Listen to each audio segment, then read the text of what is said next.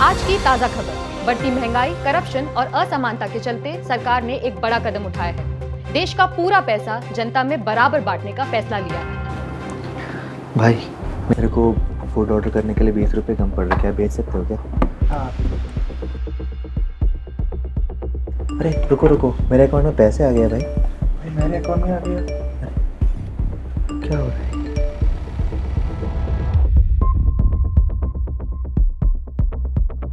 पूरी इंडिया की इनकम जो लगभग 1245 लाख करोड़ की है, 140 करोड़ लोगों में बांट दिया जाए तो सबको लगभग 10 लाख रुपए मिलेंगे। अंबानी जी के अकाउंट में भी सिर्फ और सिर्फ 10 लाख रुपए होंगे और आपकी सोसाइटी के चौकीदार के अकाउंट में भी 10 लाख। सब इक्वल, पॉवर्टी खत्म, इनइक्वालिटी खत्म, सब खुश हो रहे हैं। लेकिन रियलिटी उतनी सिंपल नहीं होगी। हिस्ट्री, इकोनॉमिक्स और ह्यूमन बिहेवियर दिखाता है कि सिर्फ 5-10 साल में ये गैप वापस आ जाएगा और हम फिर वहीं खड़े होंगे जहां से शुरू किया था। रीसेट शायद इक्वल स्टार्ट दे तो दे, लेकिन क्या इक्वल फिनिश भी पॉसिबल है? Let's find out. सबके अकाउंट में 9-10 लाख रुपए आ चुके हैं और ये आते ही देश भर में शॉपिंग का तूफान आ जाएगा और लोअर इनकम फैमिलीज के लिए ये पहली बार होगा कि वो महंगा इलाज अफोर्ड कर पाएंगे। बच्चों की सारी स्कूल फीस एक साथ भर देंगे या फिर घर की डाउन पेमेंट के लिए तुरंत जो है वो पैसा निकल जाएगा, जिसके लिए अभी आपको बैठ के बहुत बार सोचना पड़ता है। आपके ऑफिस के 3 कलीग जो है वो शोरूम पे गए और मारुति के डीलर्स बोल रहे हैं कि सर सिर्फ 2 दिन में हाफ ईयर की बुकिंग्स हो गई हैं। ट्रैवल वेबसाइट्स क्रैश कर रही हैं क्योंकि लाखों लोग एक साथ, वो अपना गोवा वाला ट्रिप था ना और जो वियतनाम वाला अपना ट्रिप था, वो पैकेजेस बुक कर रहे हैं। आपका ड्राइवर कैजुअली कहता है साहब मैं 6 महीने काम से ब्रेक ले रहा हूं, सबैटिकल चाहिए मुझे, अपना टूर एंड ट्रैवल शुरू करने का मन है अब मेरा। और दूध वाले भैया आपको कह रहे हैं मैं अपना छोटा डेयरी यूनिट खोलने जा रहा हूं, होटल्स को सीधा सप्लाई करूंगा, अब मैं छोटे मोटे लोगों को दूध नहीं बेचता। रिस्की एंड अनडिजायरेबल जॉब्स कोई भी नहीं करेगा। ये सीन हिस्ट्री में पहले भी देखा गया है। चौंक गए? बिल्कुल ऐसा हुआ है। 2016 में जब 7th पे कमीशन के अरियर्स जो है सरकारी कर्मचारियों के हाथ आए, उस क्वार्टर में कार और फ्रिज और टीवी की सेल्स में अगर आप देखें तो 20 से 25% तक का जंप देखने को मिला था। पर प्रॉब्लम सिंपल है, डिमांड 10x हो जाती है, सप्लाई वहीं की वहीं रहती है और फिर प्राइसेस पे इंपैक्ट आता है, प्राइसेस भागना स्टार्ट कर देते हैं, इन्फ्लेशन जो है वो बहुत ज्यादा बढ़ जाती है और वहीं से असली कहानी शुरू होती है। 2016 में सिर्फ डीमोनेटाइजेशन ने जब कैश रीसेट किया था तब भी वीक्स ऑफ डिसरप्शन हुआ था।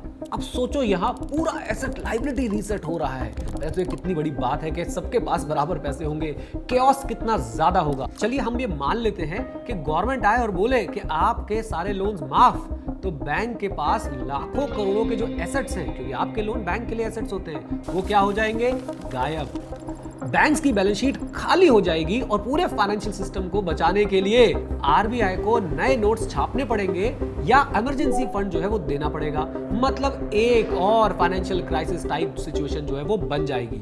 विजय माल्या आईएलएनएफएस क्राइसिस या यस बैंक कोलैप्स जब हुआ था तब सिर्फ एक सेक्टर के लोन डिफॉल्ट्स ने पैनिक क्रिएट कर दिया था। सोच के देखिए, यहाँ पूरे सिस्टम एक साथ हिल जाएंगे।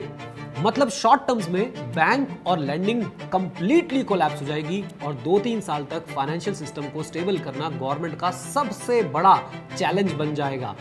लेकिन आपको पता है मेरा इंटरेस्ट सबसे ज्यादा कहां पे है? पैसा और बैंक से ज्यादा इंटरेस्टिंग आपके लिए भी उस समय क्या होगा? इंसान का बिहेवियर, क्योंकि असली गेम आपका बिहेवियर डिसाइड करेगा। लोग अपने नए 9-10 लाख रुपए के साथ क्या करते हैं। 2 फैमिलीज को 36 लाख मिले। फैमिली ए ने 20 लाख शादी में खर्च कर दिए, 8 लाख की गाड़ी लिया है, 4 लाख का इंटीरियर करा लिया और 4 लाख वो घूमने चले गए विदेश। और 2 साल बाद फिर से उनके सर पे वही बोझ था, ईएमआई और अकाउंट का वही हाल था, कंप्लीटली खाली। और दूसरी तरफ है फैमिली बी, जिसने सबसे पहले अपने इंश्योरेंस लिया, अपने लिए इमरजेंसी फंड बनाया, अपने स्किल्स पे इन्वेस्ट किया और अपने लिए एक बिजनेस सेटअप किया और साथ साथ में उसने बहुत अच्छी जगहों पे इन्वेस्टमेंट भी जो है वो करनी शुरू कर दी। रिजल्ट, 2 साल बाद उनकी इनकम बहुत ज्यादा है, उनका पैसा कंपाउंड हो रहा है, वो अच्छी तरह से इंश्योर्ड है, उनके पास इमरजेंसी के लिए पैसे हैं। और इसी बिहेवियर गैप का इफेक्ट 5-10 साल में और बड़ा हो जाएगा। कंपाउंडिंग के थ्रू ये गैप वापस वेल्थ गैप में बदल जाएगा। केबीसी विनर सुशील कुमार के बारे में आपने जरूर सुना होगा। 2011 में 5 करोड़ रुपए जीते थे, 5 करोड़। लगता था लाइफ सेट है, लेकिन गलत डिसीजंस और फाइनेंशियल लिटरेसी की कमी की वजह से he lost all his money.